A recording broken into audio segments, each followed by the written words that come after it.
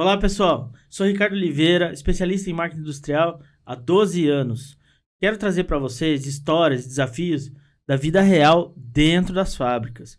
Fique ligado, pois nesse podcast vamos trazer diversos especialistas e entrevistados que são referência no mercado.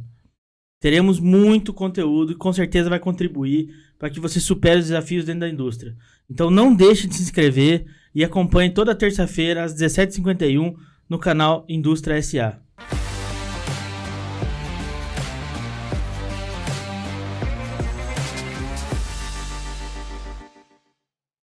Olá, pessoal. Hoje estou aqui com a presença de um cara sensacional. É um cara novo de idade, mas tem uma experiência aí invejável para muita gente de meia idade. O Bruno, né? Bruno Zabel, espero estar pronunciando da forma correta o sobrenome dele. Ele é um cara que tem uma passagem muito bacana no setor industrial como um todo. Ele viaja o Brasil inteiro em diversas fábricas aí de diversos setores diferentes. Ele vai compartilhar um pouquinho dessa experiência com a gente. Ele é de uma multinacional do setor de automação e robótica. Então, tem muita tendência de mercado, muita tecnologia agregada. Eu tenho certeza que ele vai nos ajudar aí a entender um pouquinho do movimento, não só das indústrias nacionais, como tudo que está rolando aí mundo afora. Brunão, seja bem-vindo. Quero agradecer de verdade a sua presença aí, mesmo que remota, né? É uma versão remota que a gente está fazendo do programa, mas eu quero agradecer a sua presença. Conta um pouquinho da sua história antes da gente começar o nosso bate-papo aí, porque eu estou curioso, tem um monte de coisa para te perguntar. Legal, Ricardo, boa noite. Muito obrigado pelo convite. Estou lisonjeado de estar aqui com vocês para compartilhar um pouquinho, né, do que a gente vê no dia a dia da indústria. Bom, você perguntou um pouquinho da minha trajetória. Vou fazer um pitch aqui de 2 minutinhos só para mostrar que a nossa carreira, né, é feita de altos e baixos, né? E eu gosto de comentar, de iniciar contando a minha carreira desde quando eu realmente acho que eu comecei a trabalhar de verdade, que foi quando eu tinha lá meus 14, 15 anos de idade, eu dava aula particular de matemática, física, química, que sempre foram disciplinas que eu gostava e meus amigos não tinham muita facilidade, né? Então eu vi ali uma oportunidade de começar a ganhar o primeiro dinheirinho da vida e poder usufruir disso, né? Enfim, pela minha Legal, legal. facilidade aí nessa questão das exatas, né? Eu já sabia que eu queria engenharia, já sabia que eu queria automação, então foi bem um tiro certeiro assim na minha área de estudo primária, né? E quando eu estava na faculdade, assim, no meu primeiro ano, eu fiquei quebrando a cabeça pelo fato de precisar inglês, né? Falei, pô, inglês é uma coisa que não é nem mais fundamental, aliás, não é nem mais um diferencial, já é fundamental hoje em dia, senão duas línguas, né? Então eu falei, poxa, o dinheiro que eu tenho, que eu juntei todos esses anos aqui com aula particular, eu não consigo nem pagar uma escola de inglês por um ano no Brasil. Então, cara, eu vou pegar isso aqui, eu vou trancar a faculdade e eu vou fazer o intercâmbio. Então, não deu outra. Meus pais falaram que eu era doido, meus amigos falaram, meu, como assim? Você vai trancar a faculdade, você não vai mais voltar? Eu falei, calma, gente, calma. E aí fui para a Austrália, né? E eu tinha dinheiro ali para sobreviver, talvez por uns 2 meses, só que fui na cara e na coragem, falei, agora eu vou aprender esse idioma, né? Na Austrália, o Ricardo, é engraçado porque Legal, legal. o sotaque deles é muito forte, né? Então, a gente costuma falar que eles nem falam inglês, eles falam australiano, né? Depois você escuta uma conversa de australiano, você vai ver só o que eu tô falando. Enfim, fui lá, aprendi o inglês, né? Fiquei trabalhando, né? Isso é uma parte interessante, porque eu não tinha idioma, eu tinha que trabalhar com o que eu podia, então eu fui lavar carro, sabe? Realmente, fiquei lá lavando roda, e a australiana adora lavar carro de final de semana, então, meu Deus. Depois eu fui trabalhar lavando louça, pô, eu ainda não tinha o idioma fluente, né? Então fiquei lá na cozinha. Aí quando eu fui ganhando um pouquinho de experiência, eu entendi o mercado ali australiano onde eu estava, eu fiz um curso de barista, né, para fazer café. Cara, no mesmo dia que eu saí entregando currículo, fui trabalhar como barista, bartender no restaurante, e aí eu desenvolvi a fala. Aí, pô, foi uma coisa legal porque eu tive uma experiência muito multicultural. Eu, de fato, Ricardo, eu morei com pessoas aí de mais de 30 países, para você ter ideia. Morei, de dividir Caramba, apartamento. É. E naquela fase que eu tinha lá meus 20 anos, pô, era super bacana, né? Para mim era o máximo. E aí eu aprendi muito sobre comunicação, né? Porque você falar uma coisa para um francês, é um pouco diferente você falar para um asiático, né? Na forma como você vai falar, talvez não o que, né? Então eu aprendi algumas minúcias, né? E aí, beleza. Até o tom, né? Até o tom da fala, né? Totalmente. Né? Ali aquelas histórias de PNL, né, de programação neurolinguística, fazem total sentido, né? A forma como você se expressa, né? Comunicação, ela acaba sendo mais não verbal do que verbal, né? Enfim, para continuar a história, eu voltei para o Brasil, né? Enfim, claro que eu quis ficar por lá, né? O país é maravilhoso, tem um monte de coisa que funciona bacana, mas... ficou lá? Que um ano. Que um ano, Ricardo. Legal. Eu queria ter ficado... O projeto era de 2 meses, né? Não, o projeto era assim, eu sabia que eu ia ficar uns 5, 6, só que eu sabia que eu tinha no mínimo, no máximo, condições de ficar aquilo se eu não achasse um plano B, né? Aí, beleza. Voltei para o Brasil, voltei para a faculdade, normal, e aí caiu, né, do Ciência e Fronteira ser lançado, exatamente quando eu tinha acabado de voltar. Então eu li o edital, né, ele pedia, né, proficiência no inglês, notas na faculdade relativamente boas, que mais? Ele pediu, você está num certo período, e, cara, casou tudo aquilo. Eu falei, meu Deus do céu, caiu do céu. Só que eu também estava preparado, né, por causa do inglês, que eu não tive inglês antes, né. Então passaram-se 6 meses e eu fui para os Estados Unidos. Aí eu estudei lá, numa universidade, né, morei com outras pessoas também, outros tipos de experiência, dessa vez uma experiência de inglês formal, né, na área da engenharia, vocabulário técnico, conhecendo um pouco mais, né, da minha própria área de conhecimento dentro de uma faculdade que era, vamos dizer assim, bastante tecnológica, né, tinha bastante coisa ali dentro para aprender. E aí, nesse meio tempo, comecei a procurar estágio, né, porque era uma parte do programa, e eu tomei mais ou menos uns 35 nãos. Sério, eu participei de várias feiras, várias... E eu tentando lá conseguir um trabalho, porque eu não queria de jeito nenhum voltar para o Brasil dessa vez, eu queria ficar lá um pouquinho, ter uma experiência internacional de trabalho. E sem brincadeira, não atrás de não, porque naquela época eu realmente não tive experiência de trabalho na engenharia, eu tive experiências randômicas, né, como eu retratei aqui. Sim. Então foi bem difícil, e eu já tinha quase desistido, e eu não sou desistível, eu só falei, pô, não tem jeito, né? Fazer o quê? E aí eu consegui uma oportunidade de trabalhar na Raytheon, que é a maior fabricante de mísseis táticos dos Estados Unidos. Aí eu falei, uau!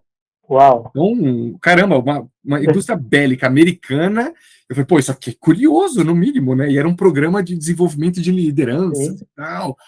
Aí eu fui morar em Tucson, no meio do Arizona, para aquela coisa de cartel, Breaking Bad, sabe? Aquele contexto bem desértico, né?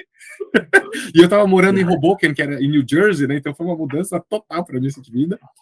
E aí, realmente, eu vi como que era a fabricação dos mísseis. Foi lá que eu fui exposto, realmente, ao que é uma realidade aumentada, sabe? Qual é o contexto de indústria 4.0, execução de projeto. Então, foram 4 meses intensivos, né? Aprendendo ali dentro da empresa como uma organização funciona. E aí, eu achei o máximo. Voltei para o Brasil e falei, agora sim, eu vou me formar, vou para a indústria. E aí vieram todos os meus amigos, grande parte dos amigos que estavam estudando engenharia, você tem que ir para o mercado financeiro, que não sei o que, é a sua cara, porque você é muito analítico e tal. Eu falei, poxa, gente, mas eu estudo engenharia. Eu falei, bom, por que não, né? Vou fazer um estágio, né? Vai que. E aí foi por isso que eu passei pelo mercado financeiro. A questão, né, Ricardo, é que eu fui para mesa de Equity Research Sales, né, de um banco americano, que hoje, eu olhando para trás, eu falei, meu Deus, eu estava na posição certa ali atrás e eu não sabia, sabe? Tipo... Depois eu explico o porquê disso. Mas aí eu fiquei 1 ano ali trabalhando na mesa de renda variável, né? Trabalhando com ações. Tinha todo aquele glamour e tal, só que eu estava no último ano de faculdade. Eu falei, poxa, eu preciso ter um estágio, uma aventura na indústria. E aí quando eu vi um programa de job rotation, eu falei, meu, é aqui, é isso aqui. Job rotation, uma empresa referência de automação industrial, vamos para cima. Entrei lá, né? Job rotation, passei por várias áreas, aí que começou realmente a minha carreira formal e... Enfim, eu me identifiquei, assim como a empresa me identificou como um potencial para a área comercial, né, vendas e marketing, coisas do tipo. Então, nesses últimos 9 anos, Ricardo, eu trabalhei dedicado à venda de soluções industriais, seja lá quais forem. Né? Eu trabalhei com várias linhas de produto, vamos dizer assim, vários pilares, né, de segmentação indústria 4.0, né, que o pessoal coloca hoje. E aí, a UR me achou no LinkedIn, chamou, Bruno, vem aqui, vamos conversar. E eu tive como que eu vou te dizer, um trauma com robótica na faculdade, porque foi uma disciplina, não sei se foi, então não sei se foi mal ensinado ou se eu fui um mau aluno, mas assim, eu tive muita dificuldade, mas assim, não é, realmente é uma disciplina difícil, tá, Ricardo? É complexa, assim, a parte de robótica. Você tem os jacobianos, as Sim. matrizes para calcular. E eu falei, pô, não, eu já bati muito cabeça com o robô, obrigado. Aí, não, vem aqui conhecer uma nova tecnologia, uma nova empresa, pá. Falei, tá bom. Tava morando em Minas na época, né? Já tinha me mudado. Aí eu vim para São Paulo, fui conhecer a empresa. A hora que eu mexi nesse robô, Ricardo, e eu vi a plataforma, eu falei, meu Deus do céu, isso aqui veio para mudar a forma como a gente trabalha. E aí eu não pensei nem meia vez para aceitar a oferta e começar a trabalhar na Universal Robots. Então Mas hoje essa diferença que você viu foi por causa de tecnologia embarcada, eu imagino. tudo, hardware e software. A gente pode falar disso já, mas é um novo conceito até, tá, Ricardo? É uma nova classe dentro do mundo da robótica. Então, eu vi aquilo pensando lá na frente e falei, nossa, isso aqui realmente é legal. E aí eu ingressei na Universal Robots para realmente coordenar o desenvolvimento de negócios aqui dentro do Brasil. Então, a gente é uma organização bem pequenininha, começamos a crescer, e hoje, né, aqui no Brasil, a gente já está mais ou menos 7 anos estabilizados, eu faço parte da organização há 4, e eu vou te falar, é um trabalho que é extremamente prazeroso, porque a gente trabalha com uma tecnologia de ponta e as pessoas gostam de saber, são curiosas para entender sobre robótica. Não tem questionamentos que é o futuro. Então, é legal, as pessoas gostam de ouvir. A outra coisa é que a nossa robótica ela é completamente multidisciplinar. Então, eu acabo visitando todos os segmentos industriais. Fábricas gigantes, fábricas pequenas, desde uma fábrica de calçado até uma mega fábrica de eletrônico ultra tecnológica. Então, isso me fez desenvolver um pouco a minha habilidade de comunicar com as pessoas e entender qual que é a real necessidade.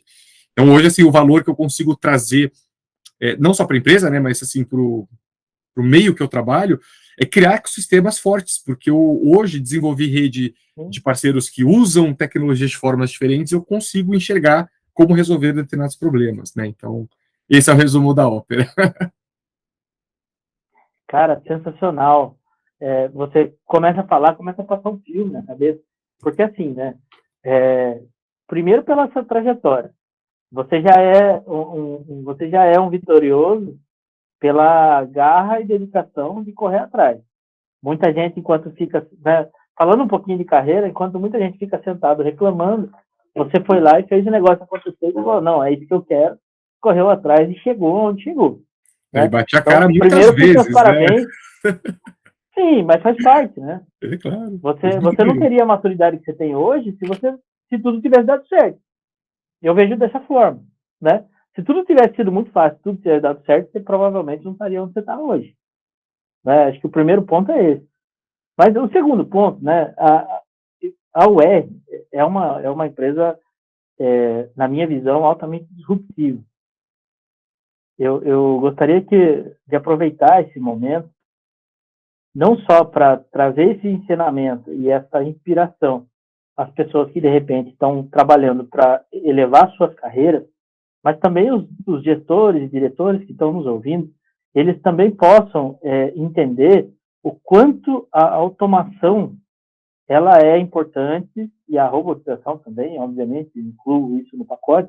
Se eu estiver falando alguma bobagem, por favor, me corrija. Mas o quanto isso pode gerar de produtividade para um negócio, seja ele pequeno ou grande, além de outras questões que eu gostaria que você pudesse passar para a gente e dizer nas suas experiências aí de 9 anos de estrada aí que você está nesse mercado, né? Ótimo, Ricardo. Então vamos lá, deixa eu tentar, eu fiquei anotando aqui algumas coisas que você comentou. Eu acho que hoje em dia existe muito mais um consenso, né, porque antigamente ainda existiam discussões, de que a automação gera empregos, né, e eu acho que é indiscutível o fato de que as empresas que não buscarem automatizar estão fadadas, não vou dizer ao fracasso, mas ao insucesso, né, enfim. Perde competitividade que fatalmente uma hora ou outra vai acabar mercado para ele, né? Exato. E uma coisa interessante, Ricardo, até da cultura, eu vou dizer latina, tá? Não é nem brasileira.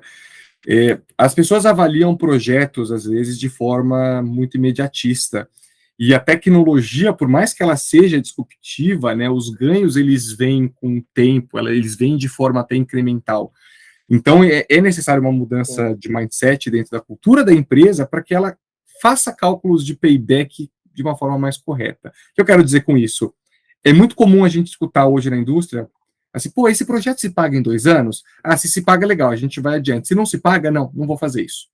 Enquanto que, na China, por exemplo, né, eu estava até conversando com meus colegas recentemente, as empresas têm meta para instalar robô e automatizar. Eles têm meta.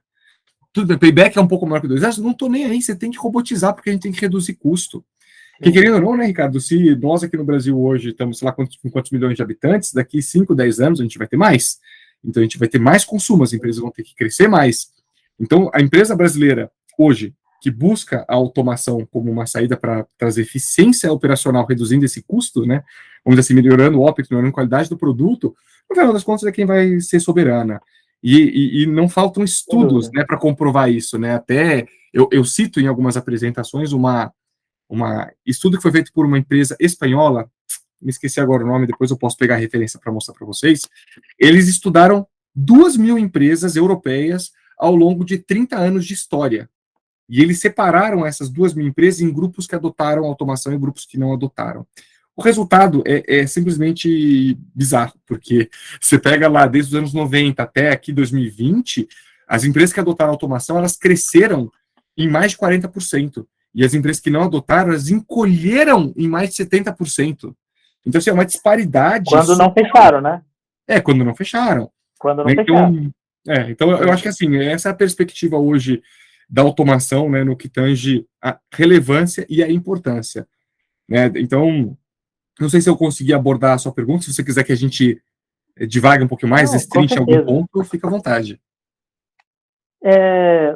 Eu gosto de dividir em 2 pontos a questão da automação, né? Eu acho que a automação ela vem para suprir 2 questões. Uma, a questão de segurança, porque em muitos casos a gente vê que às vezes aquela operação, aquele manuseio, ele é altamente arriscado para uma pessoa realizar, né? E a outra coisa é fazer de forma, nem sei se mais rápido, mas com um ritmo que é sempre o mesmo, né? Um reloginho, coisa que o ser humano, ele pode até no começo fazer mais rápido, mas depois ele vai cansando e aí naturalmente ele acaba perdendo um pouco esse ritmo. São observações que a gente faz nas caminhadas também, porque eu também tive o privilégio de visitar muitas indústrias, algumas com automação, outras com menos, ou às vezes sem automação, e o que a gente acaba percebendo é isso. Eu tive, por exemplo, uma oportunidade de conhecer um processo de processamento da cana-de-açúcar. E ali é preciso fazer algumas operações, algumas intervenções, que o cara fica meio que metade do corpo virado para a máquina. Aquilo ali, se ele dá uma escorregada, se algo acontece, ele entra no meio ali e já era, ele morre, né? Então, estou dando um exemplo, mas tem N exemplos aí que são, primeiro, totalmente arriscados, né? Tem todas essas questões de segurança de trabalho, mas também são desumanas, né? E aí, realmente, a gente vê muito no mercado e muito discurso de que os robôs vão tirar o emprego das pessoas. Eu não acredito nisso. Mas, enfim, eu gostaria que você trouxesse também um pouco mais dessa experiência, né? E de cases que você presenciou. Porque eu tenho certeza que, você atende todos os setores, né? Como você mencionou. Você deve ter vários exemplos aí, desde coisas muito mais críticas, como eu mencionei, né, do setor de cana-de-açúcar, como também de cosméticos, que de repente é movimentar caixinhas, enfim, né? Então, por favor, nos ajuda aí a entender um pouco essa dinâmica. Ótimo tema, Ricardo. Obrigado pela sua pergunta. E veja só, hoje, quando a gente vai falar de automação de alguns processos, a gente não está querendo automatizar para tirar o ser humano do processo. Inclusive, nós da UR, a nossa visão vou até entre aspas, tá? Porque é realmente a visão. Nós queremos criar um mundo que as pessoas trabalhem com robôs, não como robôs. Então, a nossa ideia é que o robô ele seja realmente um complemento, uma coisa que ajude o ser humano. Então, isso que você trouxe, né, desses riscos operacionais, a gente chama de DDD no inglês, né, o Do, Dirty and Dangerous, né, o que é sujo, o que é perigoso, aquilo que é insalubre, aquilo que é repetitivo, aquilo que é monótono, são operações que, pô, por que o ser humano faz? Porque ninguém pensou em algo para melhorar aquela condição de trabalho, né, naturalmente. Só que o ser humano deveria estar fazendo aquilo, sabe? Tem coisas que a gente vai precisar de um processo totalmente automatizado. Vão ter coisas que o processo vai ter que ser manual. E é indiscutível, existem estudos hoje, até a McKinsey fez um bem bacana, que mostra a quantidade de possíveis processos automatizáveis. É até a minoria. Então o ser humano nunca vai deixar de estar lá no posto de trabalho. Só que, hoje, existe algo que não existia antes, que é uma solução híbrida. Pensa comigo, nós, né, ao longo de toda a nossa educação, né, ao longo de tudo que a gente ouve falar de indústria, é um ou outro, é homem ou máquina. Isso acabou, agora é homem e máquina. Por isso que essa tecnologia ela é interessante, né? A gente aborda exatamente esses postos de trabalho. Eu já vi posto de trabalho que o cara está testando o cooktop, e é um posto de trabalho que, se ele testa o cooktop, ele está ligado a gás, ou seja, é um posto explosivo. É perigoso. Já vi posto de trabalho que o cara vem ficar fazendo solda aqui, ó, com o ombro levantado o dia inteiro. Cara, isso aqui para dar ler e o cara realmente ter um dano, né, na integridade física é questão de tempo. Já acontece. Já acontece.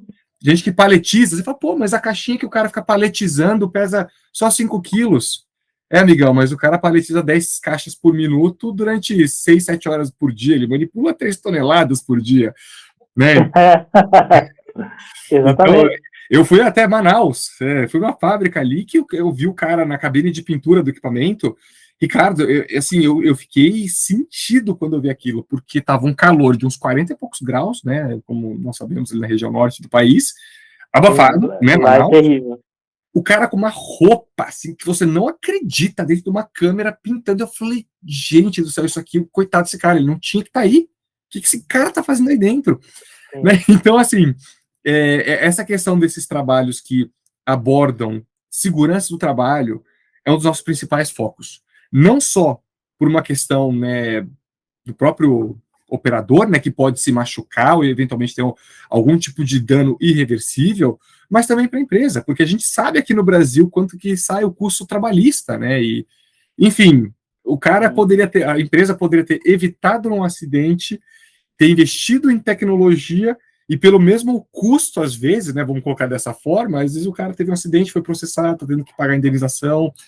Então, é algo comum, só que eu te digo uma coisa, existe um awareness, né, um reconhecimento hoje por parte das indústrias de que segurança do trabalho é algo importante. Então, a gente tem visto cada vez com mais frequência esse departamento ganhar força, né, e até puxar os projetos de robótica, para você ter ideia. Às vezes não é nem a engenharia ou o processo, é o pessoal da segurança, porque ele fala assim, não quero que meu operador se machuque. E isso acaba entrando de forma indireta na questão de sustentabilidade, né, o ESG da vida, né, porque que adianta você ter lá um cara que está numa situação totalmente salubre, não é mesmo? Que acaba, como você disse, às vezes a médio e longo prazo, ele está acabando com a saúde dele. Né? Até ruído. Às vezes coisas você nem pensa, o cara fica apertando um parafuso o dia inteiro. Cara, fica fazendo isso aqui o dia inteiro, um parafusinho que você tem um torque de 5 Nm. Mesmo que seja pouca coisa. Fica o dia inteiro fazendo isso. Sim, sem dúvida. Além do que, né, até foge um pouco desse tema, mas é algo que é uma realidade. Assim como a maioria das empresas elas têm que se reinventar hoje, em média, a cada 5 anos, existe também um estudo que diz que os profissionais, durante a trajetória deles, inclusive isso inclui para a gente, na nossa geração, os profissionais eles vão passar de 3 a 4 profissões durante a vida, por causa das transformações das profissões, dos negócios, né? Então, assim, é muito mediano, na minha opinião, dizer que toda essa questão de automação é para roubar empregos, né? Na realidade, ela não só melhora a produtividade da empresa, onde aquela pessoa tira seu sustento, né? Tem o plano de carreira, tem lá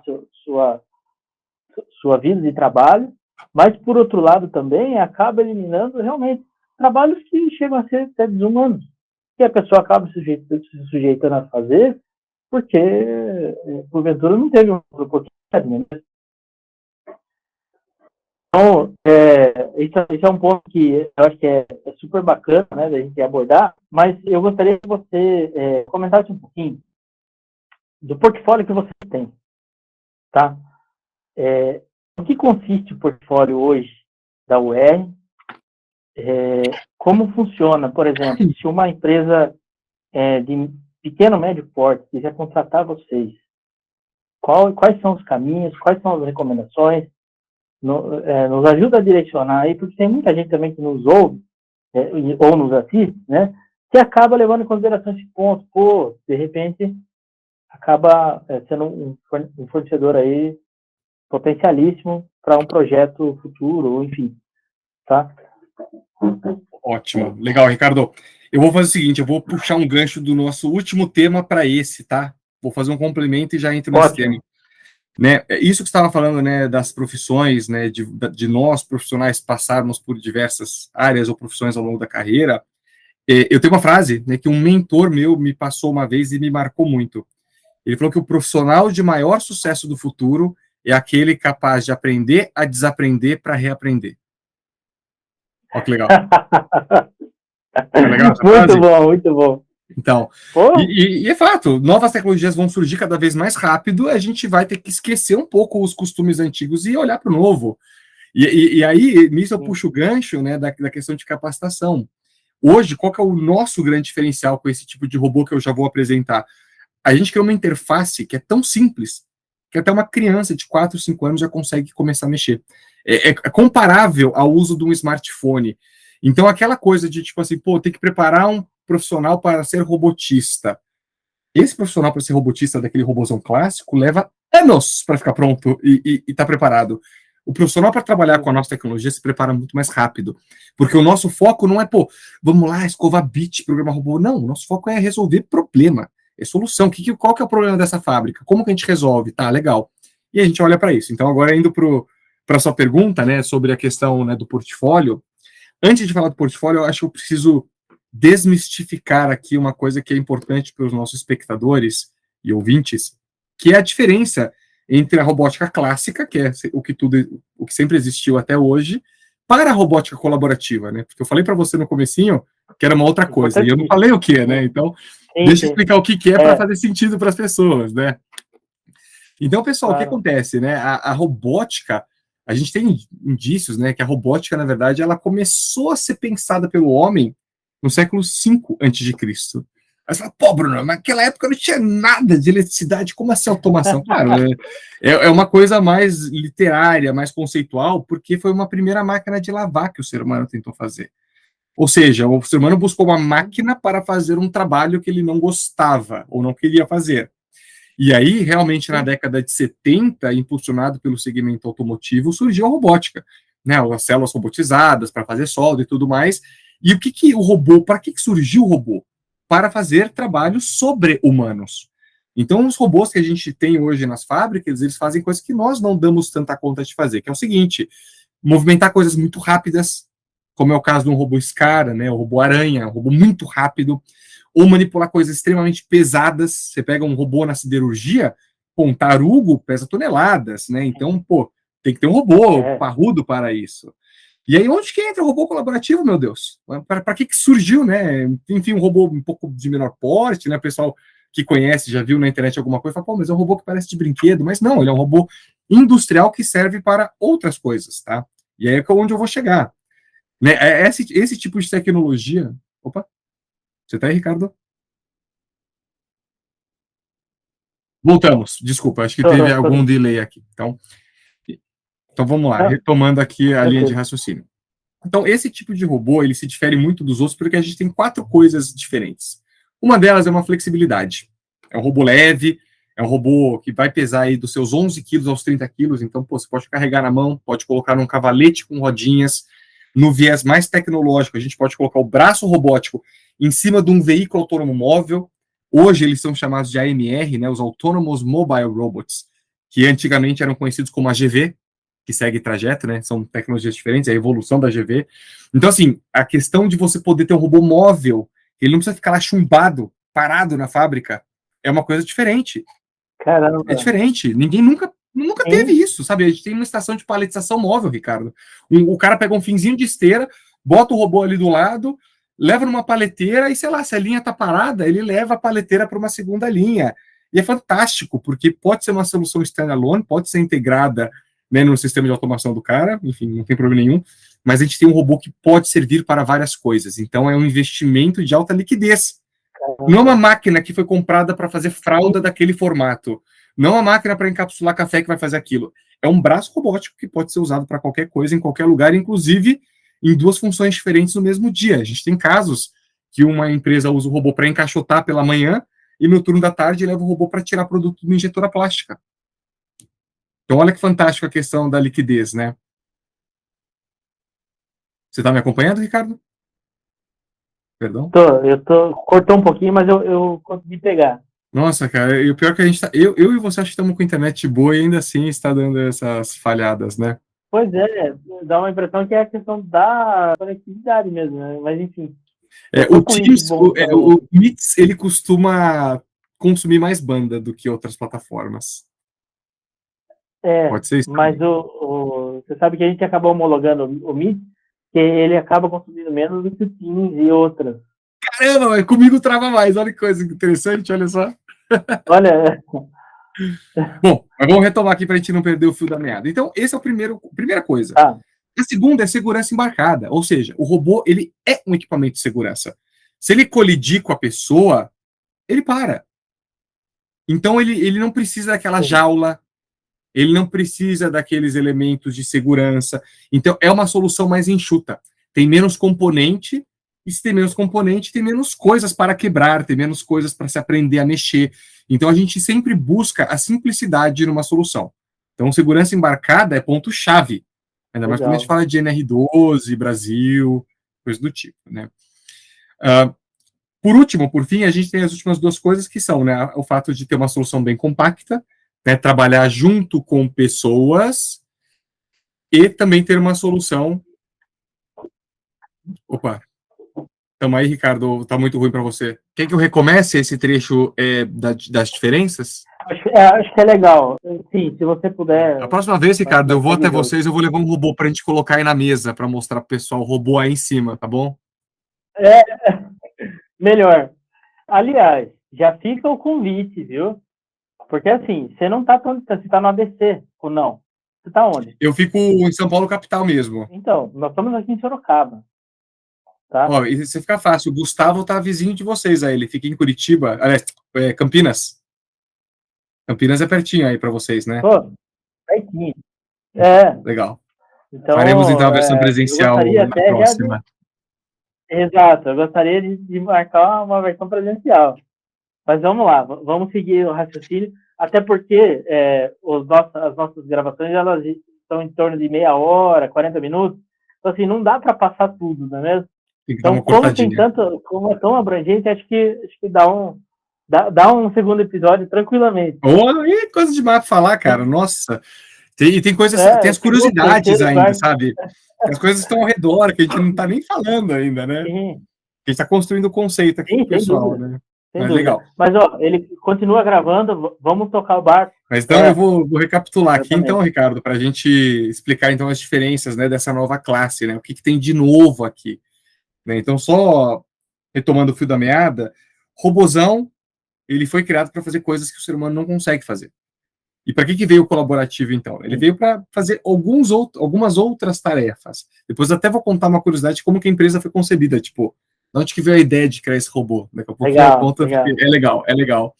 E aí, o que a gente tem de coisas diferentes? Né? Um robô que ele é pequeno, então ele é portátil. Então a gente tem robô aí, já até emendando no portfólio, que manipula desde 3 quilos e tem meio metro de tamanho, bem pequenininho, robô de mesa, para fazer pipetagem, para fazer manipulação de pequenos produtos. O segmento farmacêutico e educacional acaba consumindo bastante pela portabilidade, né? É bem amigável. Até robôs ali que chegam aos seus 16, 20 quilos com alcances maiores, que aí vão manipular pesos um pouquinho mais pesados, vão ter mais alcance para fazer outras coisas. E aí depois a gente fala um pouquinho, né, das aplicações. Mas vamos só entender o que tem de diferente nesse cara, porque ele é bem especial. O fato dele ser pequeno e leve, ele é portátil, e eu ligo esse robô na tomada, gente. Então, assim, olha que coisa louca, eu não preciso ter aquela super base de concreto, metal, aquele robôzão de ferro fundido, chumbado, aquele Aquela monte de grade de proteção em proteção. volta, exatamente, trafo, infraestrutura trifásica. Cara, eu chego lá, boto o robô numa mesa, 4 parafusinhos, liguei na tomada, já estou mexendo. Então, assim, ele é rápido, por isso que ele é flexível. Então, ele é fácil de mexer, serve para várias coisas, e de manhã ele pode ser colocado num posto de trabalho, à tarde num outro. Então, ele tem essa questão da mobilidade. Tanto é que, depois eu vou até colocar um vídeo aqui, Ricardo, para a gente deixar tocando no fundo, de uma paletização portátil, móvel. Então, a empresa fez um pequeno finalzinho de esteira, né, um pedacinho de esteira, colocou um robô do lado e criou toda uma estrutura que ele chega com uma paleteira e ele leva esse robô para qualquer final de linha que ele queira. Então, se a linha não está produzindo, por que você vai deixar o robô parado lá? O robô é bom quando ele está trabalhando, né? Então, pega o robô e leva para ele que está produzindo. E aí o robô vai lá e paletiza. Então, poxa, sabe, nunca existiu uma coisa tão móvel, tão flexível dessa forma. A outra coisa é que ele é seguro. Legal. Então, assim, ele tem segurança embarcada. Colidiu, ele para. Então, a gente consegue ter soluções com menos componentes. Sabe, cortina de luz, laser scanner, tapete de segurança, chave de acesso, PLC de segurança. A gente não precisa, né? Claro que existe necessidade de fazer uma apreciação de risco, avaliar caso a caso, tal, aquela coisa da engenharia, mas, cara, em geral, não precisa.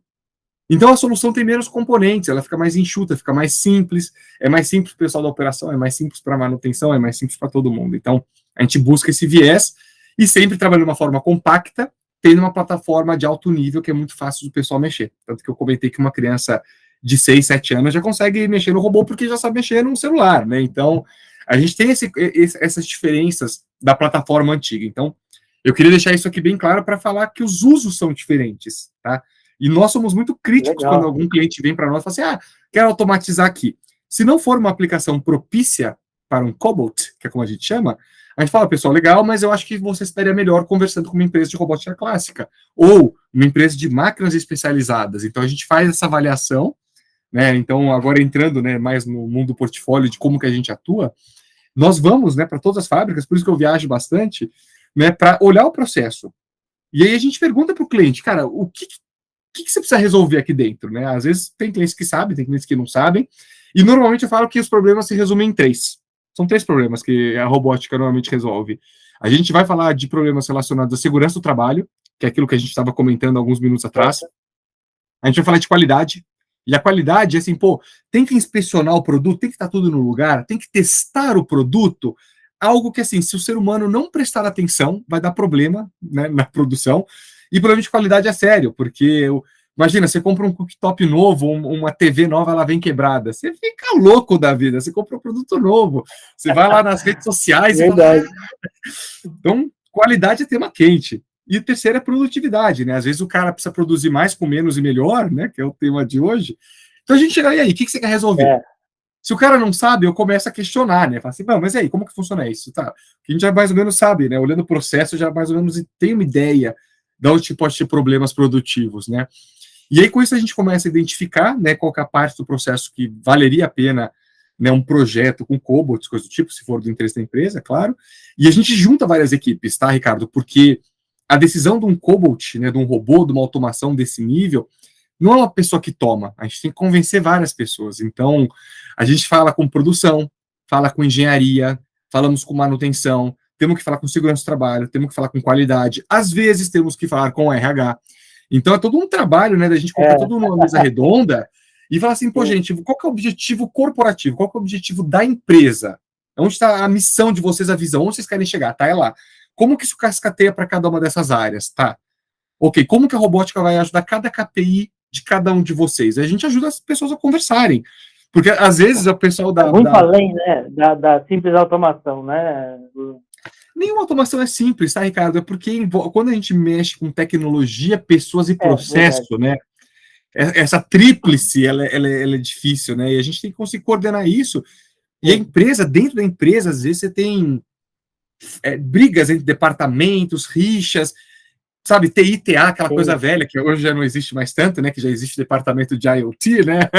Enfim, que demorou um pouco para acontecer, mas a gente está vendo isso acontecer às vezes, sabe? E vai contra a estratégia corporativa, muitas vezes. Sim. O termo simples que eu quis dizer, não que seja simples de aplicar, mas o simples conceitualmente falando, de anos que já vem vindo, né, da automação.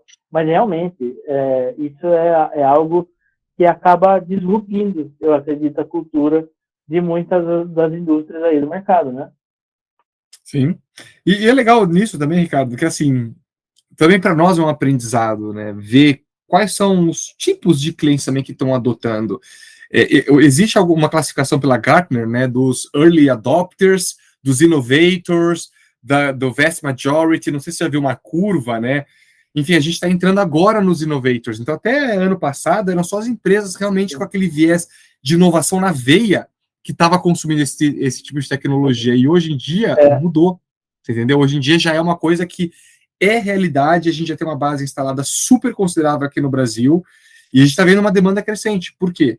Porque é um produto que é bom, soluciona uma dor que existe, né, dentro do processo, né, e a gente tem toda uma tratativa de fazer um onboarding bacana, né, do Customer Success, que a gente quer que o cliente se sinta empoderado na tecnologia. Então a gente gosta de pegar na mão, fazer um unboxing com o cara, sabe aquela coisa meio de TikToker, sabe? Vamos lá fazer um unboxing. Cara, a gente faz questão porque vai ser uma ferramenta para aquela pessoa. Então, você citou uma coisa que me lembrou um caso que a gente teve numa fábrica de chocolates em São Paulo, que a gente foi colocar robô para fazer encaixotamento, a operadora da linha ficou desesperada, falou assim, meu Deus, eu vou perder meu emprego, o que eu vou fazer agora? Eu não sei mexer nisso. E é o pensamento de todo mundo, só que o que a empresa fez? A empresa, junto com o RH, por isso que eu falo do RH, né? A gente trabalhou para capacitar aquela operadora de linha para aprender a mexer no nosso robô, porque é simples, né? Se uma criança mais ou menos consegue aprender, agora tem um robô. Agora ela é operadora de robôs, exato. Então ela foi promovida, cara. Olha que fantástica essa história, Ricardo. Agora eu tenho o meu robô, né? Agora eu tenho o meu robô. É isso. E, cara, é lindo, porque você vê que é a pura realidade brasileira. Às vezes a pessoa não teve oportunidade de ter uma educação privilegiada, né, na vida e se sente incapaz de trabalhar com tecnologias novas, mas não. A gente está trazendo uma tecnologia para empoderar principalmente esse público. Né? Tanto que o nosso robô é em português, a nossa interface é gráfica. Assim, a gente quer realmente que a pessoa sinta que o robô é o parceiro dela, que está lá para ajudar. E não para substituir, porque a pessoa é insubstituível. Inclusive, tá, só para fechar aqui esse loop que eu já estou falando há bastante tempo, a gente, para defender o uso do robô dessa forma híbrida, o que eu falo para o diretor de operações, ou às vezes para o empresário? Eu viro e falo para o cara assim, você está pagando um salário para aquela pessoa ficar colocando e tirando produto de um CNC. A pessoa só está colocando e tirando. Ela não está usando a cabeça. Você está desperdiçando aquele ser humano. Bota o robô para fazer aquilo e extrai mais valor agregado daquele operador. Então, tem empresas que agora estão antenadas, opa, onde estão as funções de baixo valor agregado? Pum, vamos automatizar essas aí. E, cara, isso agora está virando febre. Então, onde estão as operações de baixo valor agregado, onde eu tenho problemas de segurança de trabalho, qualidade ou produtividade? Então, aí a gente ajuda mais ou menos os clientes a navegarem, né? Porque cada um tem a sua dificuldade, né? O seu perfil, enfim, você sabe muito bem, né? Sim, é verdade. Diga uma coisa para mim, e aproveita, conta para o público também. Como você enxerga, né? Você que teve várias experiências fora do país, como que você está enxergando o movimento industrial, principalmente nessa área de inovação e tecnologia, né? Comparado ao mundo aí, eu sei que tem mercados que é difícil a gente querer comparar, mas eu também vejo que tem muitas indústrias boas, muito boas no Brasil mesmo. Eu queria pedir para você nos relatar justamente os casos de sucesso que você viu, né, e de repente setores, não precisa necessariamente mencionar empresas, enfim, mas se você passar quais setores que houveram essas transformações e que realmente você percebe uma maturidade de mercado. Eu mudei um pouquinho a pergunta, mas o resultado seria o mesmo. Legal, Ricardo. Eu vou citar alguns cases brasileiros, inclusive, que eu acho que até é mais apelativo, né? Então, eu vou dar 3 cases legais de 3 segmentos completamente diferentes que tinham desafios diferentes, tá? Um deles é segmento de cosméticos, tá? Cosméticos. A empresa estava começando a buscar aquela automação dos postos de trabalho de baixo valor agregado. Então, a gente viu um fit perfeito para o robô trabalhar, porque é colocar produto em caixa. Já pegar produto de uma linha e colocar numa caixa, pegar da linha numa Tá. caixa. Altamente repetitivo, né? Então, esse primeiro projeto, a gente ajudou o cliente, né, a conceber toda a engenharia, fizemos com ele a instalação e tudo mais. Aí, no segundo projeto, já foi mais meio a meio. E falei assim, não, beleza, o primeiro aqui eu já aprendi um pouquinho. Agora me dá o projeto, mas eu vou instalar. Falei, beleza, foi lá e instalou. Aí o terceiro, quarto em diante, a empresa começou a desenvolver interno. Porque sai muito mais efetivo em termos de custo, né, para não precisar comprar engenharia externa, e como é uma coisa fácil e rápida de desenvolver, a empresa incorpora para ela mesma desenvolver, então ela desenvolve o corpo técnico dela ainda por cima. Então, fantástico isso. Ali nesse caso, eles já estão, né, com dezenas de robôs, né, e o que é mais interessante é que agora eles mesmos já identificam a oportunidade, já conseguem desenvolver ferramentaria, integrar tal, e já são independentes, né? Então é o que a gente quer, é o filho perfeito, né? É o cliente que aprende e se desenrola, né? O segundo era um cliente que estava tendo um problema de qualidade e ergonomia. Então ele tinha que aplicar cola numa longarina de caminhão, tá? Então um produto grande, a mangueira de cola um pouquinho pesada, ele ficava com o cotovelo levantado aqui, o ombro o dia inteiro. O cara tava reclamando, tipo assim, pô, cara, é chato, demora. Tinha uma máscara que ele tinha que passar e às vezes ficava mal colado, e você só pega esse problema lá no final da produção, depois que, cara, o produto tá pronto, sabe? Então é um retrabalho assim. Então fomos lá, colocamos um robô colaborativo e depois você vê na internet o case, ele é brasileiro esse case, né? Você tem que ver o operador falando sobre a tecnologia. Eu falei assim, meu, eu acho ótimo que a minha empresa está investindo nisso, porque esse aqui era um trabalho que eu não gostava de fazer e o robô faz muito melhor que eu. E agora eu posso fazer outras coisas. Sim, cara, com certeza. Olha que incrível. Inclusive, gerenciar seu robô tá fazendo direito, né? Exato. Assim, cara, ele já fazia mais funções, agora ele tem mais tempo para fazer outras coisas. E a parte chata que envolvia a qualidade está automatizada, né? E aí, por último, era um projeto que envolvia também qualidade, segurança do trabalho e produtividade, né? Agora a gente pega os 3 KPIs de uma siderurgia muito grande, né, que fica em Minas. Na parte de bobinas, a bobina, né, depois sai da laminação a frio e tudo mais, ela é enrolada e eles fazem uma bobina ali de 10 toneladas com uma espessura abaixo de 1 milímetro, assim, então é tipo faca. E aí ele fica enrolado com uma fita forte, assim, né? E aí tem uma parte do processo que eles têm que escrever um código de barra na bobina para saber de qual cliente que é, né? E eles tinham um robozão das antigas, putz, assim, sério, da década de 80, sem brincadeira, asiático, que a tinta era importada, era tóxica, não tinha suporte local, óbvio, né? Era asiático, ninguém sabia mexer naquele negócio. E quando ele parava de funcionar, Ricardo, sabe o que acontecia? O operador tinha que ir na frente dessa bobina e pegar um pincel e escrever. Tinha que escrever, uai. A bobina não podia sair. Aí você imagina, o cara que fica na frente de uma bobina de 10 toneladas, que, meu, se aquela fita arrebenta, cara, adeus. Entendeu? Então, é porque ele expande na hora, né? Na hora, a bobina tá prensada, né? Se ela tá enrolada, ela tem uma tensão ali dentro. 10 toneladas, desmaga o cara. Então, assim, um risco de vida enorme, é uma questão de qualidade que o robô não escrevia direito, era a produtividade que quando ele parava a linha. Cara, resolvemos o problema de uma forma muito simples. E qual que foi a coisa bacana? Quando a empresa trouxe o problema, não existe uma solução dessa, tá, Ricardo? Não existia, tá? Não tinha nada no mercado que fizesse isso. O que a gente fez? Começamos a buscar algumas startups, achamos uma startup de engenharia que queria desenvolver um projeto inovador como esse. Os caras nunca tinham mexido com robô, tá? Começaram a aprender conosco, fizemos prova de conceito, fizemos MVP, né? Fizemos aquelas etapas, né, da inovação para comprovar que funciona, pegar os resultados, aquela coisa toda. E no final, deu super certo, deu tão certo que a empresa agora está patenteando essa solução. Então, cara, olha que fantástico, assim, tá saindo ciência, artigo científico, a gente consegue pegar um integrador, que é uma empresa de 2 pessoas, tá? Era ele e a esposa.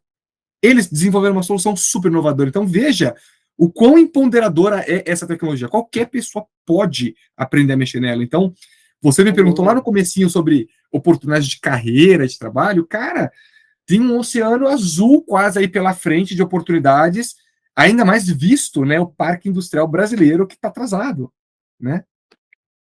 Sim, é verdade.